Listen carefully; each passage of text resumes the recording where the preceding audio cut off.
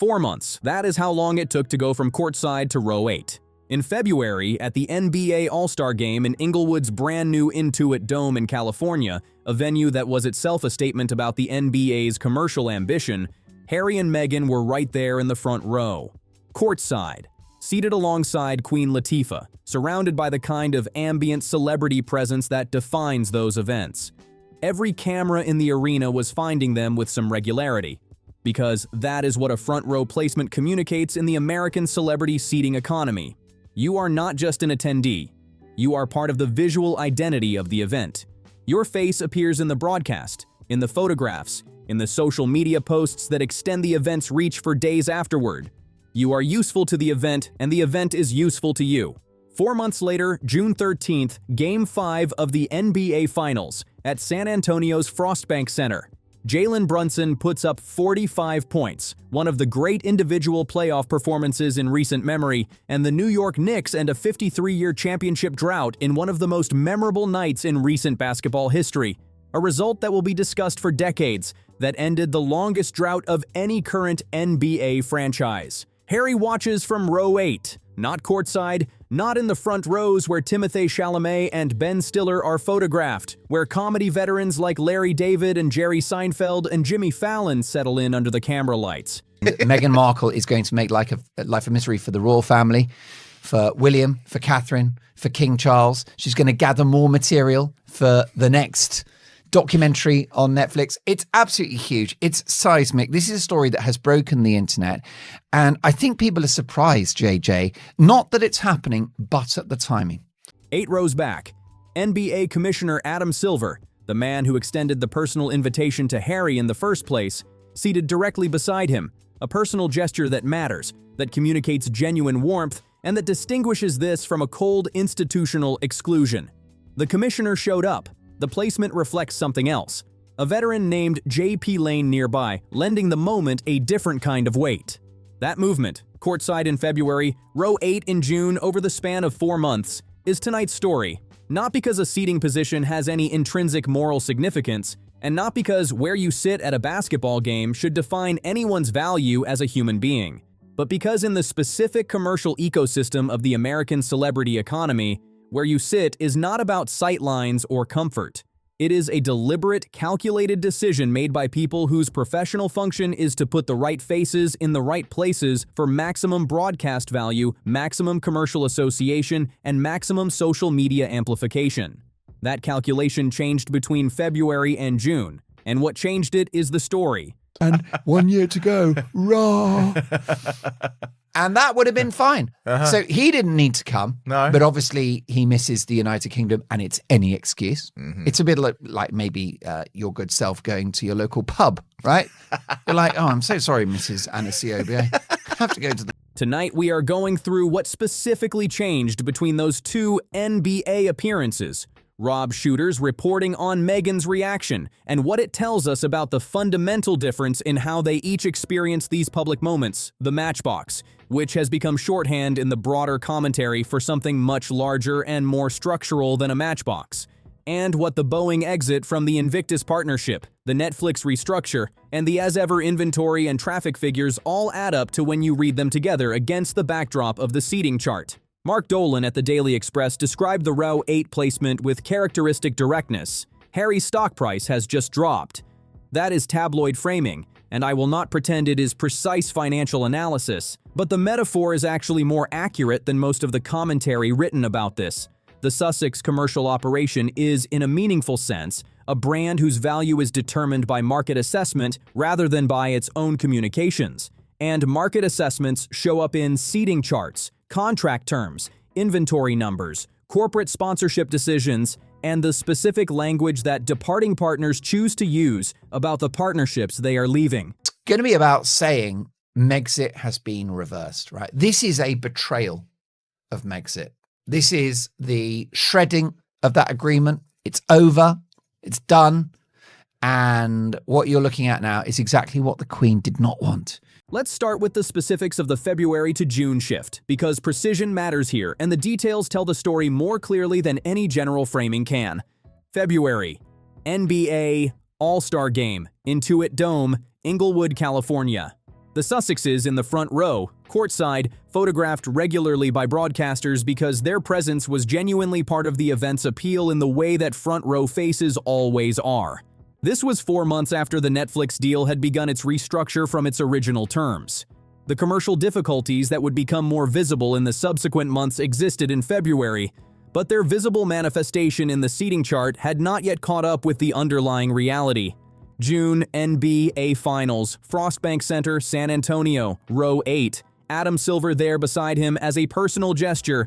This matters, it distinguishes the placement from a cold exclusion, but row 8 nonetheless.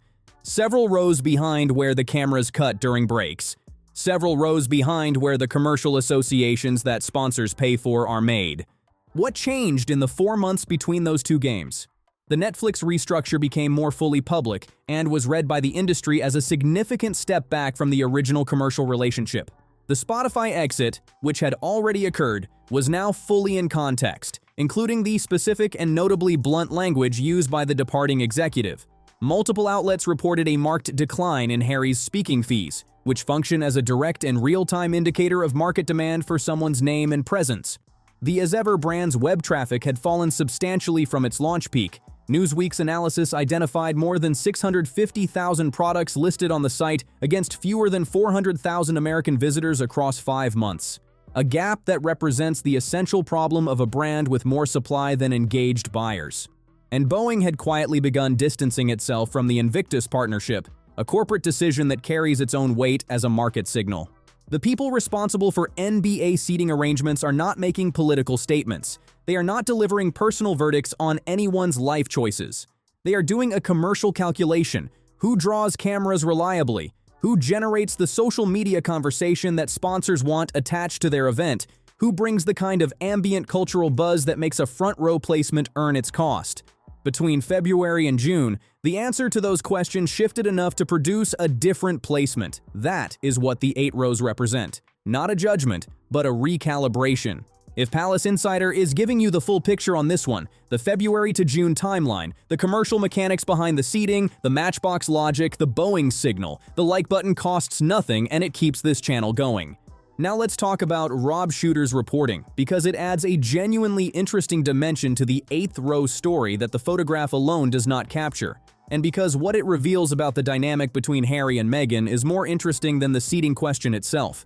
Shooter, writing for his Naughty But Nice newsletter, reported that sources close to the couple said Meghan's reaction to the seating placement was significant. Not, the sources were careful to note, because Harry attended a basketball game without her, but because of where he sat. The framing that traveled furthest from that reporting was a single quote attributed to an anonymous insider. That's the difference between them. He sees a basketball game. She sees a brand. I want to be clear about the epistemics here before going further. Anonymous insider quotes should be held lightly and read as reported opinion rather than confirmed fact. The sourcing is Shooter's, it comes through anonymous channels, and it cannot be independently verified by anyone outside the room where those conversations happened. The Sussex operation would dispute this characterization of Meghan's reaction without hesitation. I am not presenting it as certain truth. What I can say is that the quote spread as quickly and as widely as it did, faster than most anonymous insider quotes spread, more persistently than most, further across different audiences and different media environments than the typical Sussex insider quote travels, because it felt recognizable and specific to a very large number of people who have been observing the Sussex public operation for several years and who felt they were recognizing something they had already observed rather than being told something new. The reason it resonated is not because people trusted the anonymous sourcing.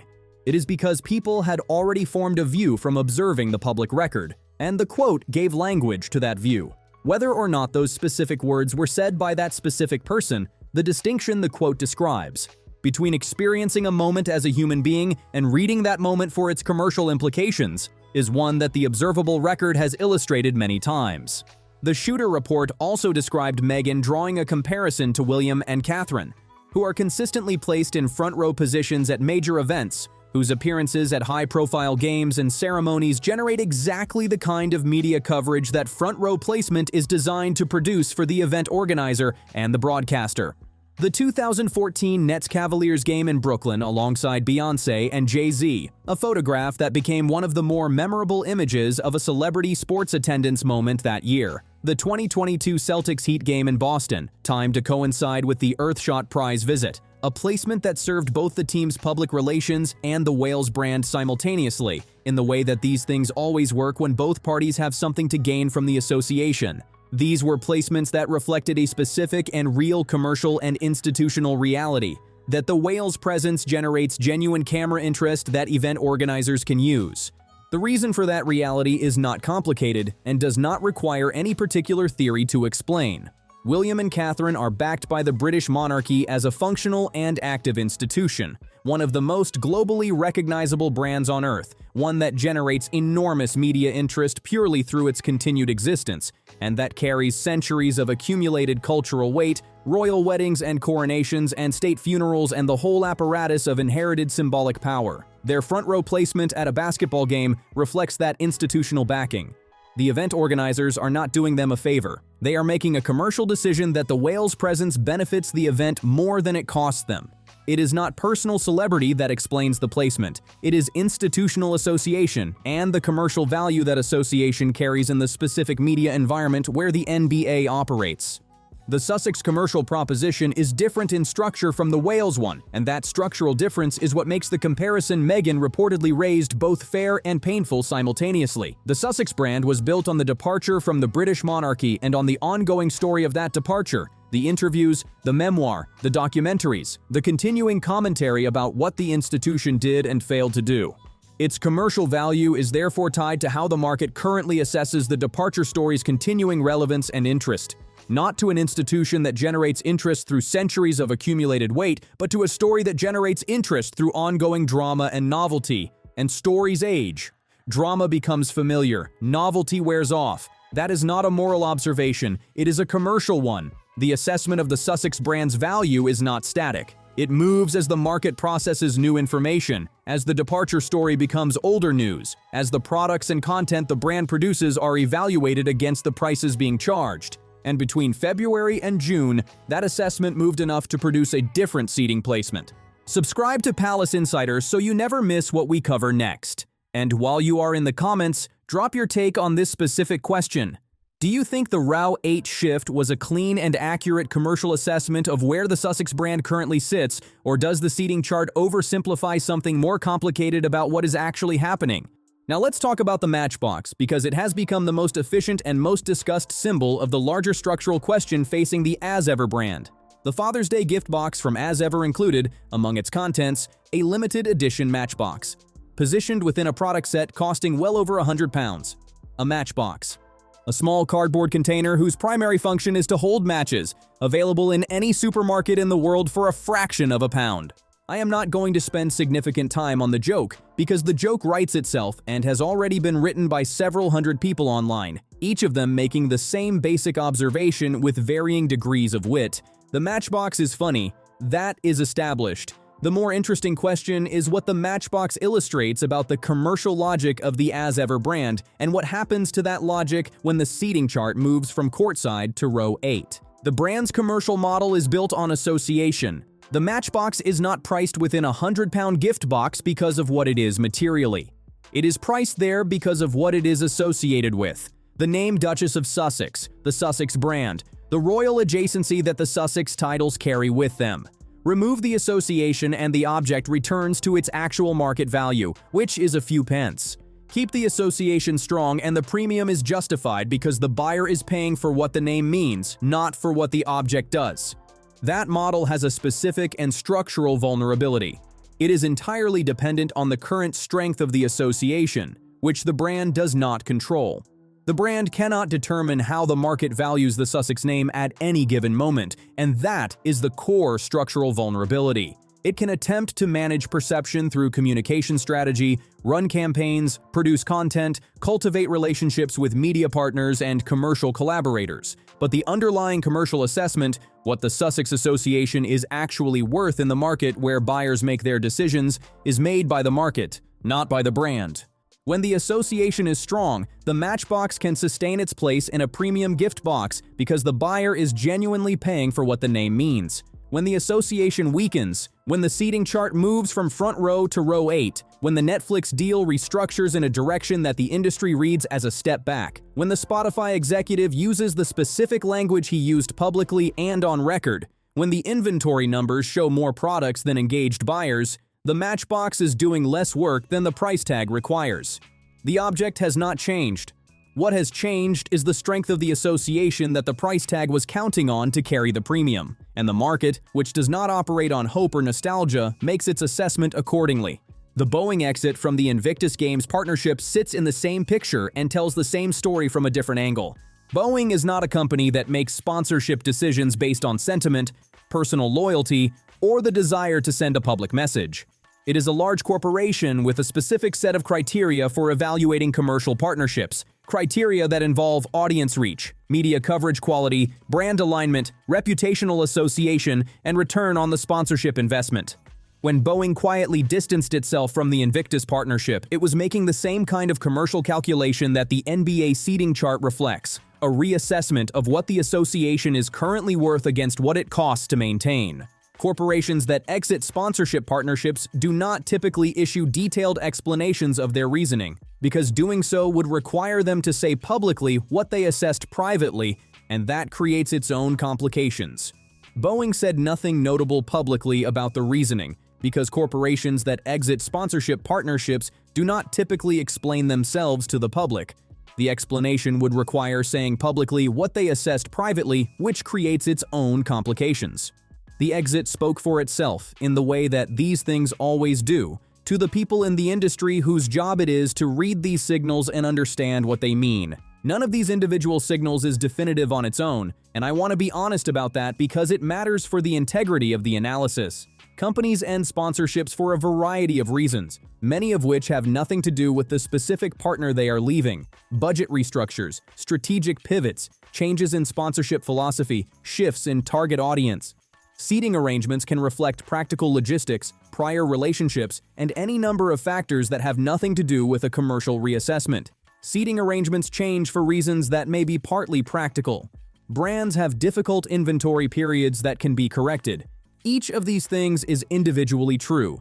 What makes the current picture notable is that all of these signals are pointing in the same direction in the same time window.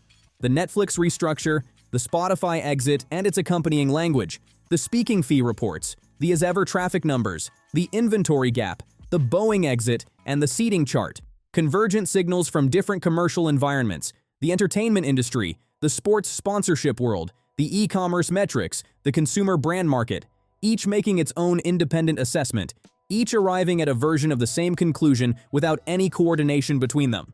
Now let's talk about what this trajectory actually means for what comes next, because I think this is where the analysis is most interesting and where the most honest version of the story requires the most care about the difference between a trend and a verdict. The February to June shift does not tell you where the floor is. It tells you the direction the trajectory has been moving over a specific 4-month window. Trajectories change. Commercial reputations that decline can stabilize, can recover, can find a different level at which they operate sustainably even if that level is different from where they started. The Sussex commercial operation still has real assets, and I want to state that clearly because the honest analysis requires it. The Sussex names carry genuine global recognition. In most of the world, the name Meghan Markle generates immediate identification with a specific cultural moment, and that recognition is commercially valuable. The royal connection still generates cultural interest even in its current complicated form, even as it ages and even as the drama that produced the initial peak of interest becomes older news. There is still an audience for Sussex-adjacent content, an audience that is demonstrably real even if it is smaller and differently distributed than it was at the peak of the 2022 to 2023 cycle. What the Row 8 moment, and the Matchbox, and the Boeing exit, and the inventory gap, and the Netflix restructure, and the speaking fee reports makes visible collectively is that the current trajectory is downward, and that the gap between where the brand's self-assessment appears to be sitting and where the market's assessment is sitting has become wide enough that it shows up in seating charts and product catalogs for anyone paying attention to read. The honest version of this analysis is Row 8 is a data point. It is a commercially significant data point, and it is consistent with the broader pattern of signals that have been arriving from the same direction across the same time window. The Netflix restructure, the Spotify exit, the speaking fees, the inventory numbers, the Boeing sponsorship, all of them pointing the same way. It is not a verdict on anything that cannot change, and it would be dishonest to present it as one. What it is, specifically, is a market signal, and market signals should be read as what they are. Current assessments based on current information, rather than as permanent judgments. What it is, unambiguously, is a more honest assessment from the market than any press release has provided. Markets do not issue statements, they do not manage narratives, and they do not have PR teams. They make calculations, and the calculations show up in placements, contracts, prices, and inventory. Row 8 is the market talking, in the specific and unambiguous language that markets use when they have made a reassessment and have decided to communicate it through actions rather than through statements. And somewhere in San Antonio, on the night Jalen Brunson put up 45 points and ended 53 years of waiting, Harry watched it all from there. By the available reporting, he was genuinely present in the moment, immersed in what was unfolding on the court, in the energy of a crowd watching history being made, not parsing the broadcast implications of his own seating position or calculating what the camera angles were communicating. That is, genuinely, its own kind of thing. The ability to be present in an experience without simultaneously managing it for its commercial implications, without reading the room for what the camera positions are communicating, is not nothing. It is actually a quality that the public record suggests Meghan finds difficult to switch off. The human experience and the commercial signal can both be real at the same time, and the human experience does not become less real because the commercial signal is there alongside it, but we are here for the commercial signal, and that signal moved 8 rows back in the space of 4 months. That is the specific fact this whole story turns on. 4 months, 8 rows, one commercial calculation, made in real time by people whose job is to make exactly that calculation, with no sentiment and no loyalty to anyone's preferred narrative. Where do you think the Sussex commercial trajectory goes from here? Does the pattern of the last 12 months stabilize, recover to something closer to the February baseline, or continue moving in the direction the June seating chart indicates? And does the matchbox read to you as an easy joke at the expense of a single overpriced product, or as something that genuinely and precisely illustrates a structural problem with the logic the whole brand is built on? Drop your honest take in the comments below. Subscribe to Palace Insider so you never miss what we cover next. The like button keeps this channel going. See you in the next one. And the next commercial signal is probably already on its way.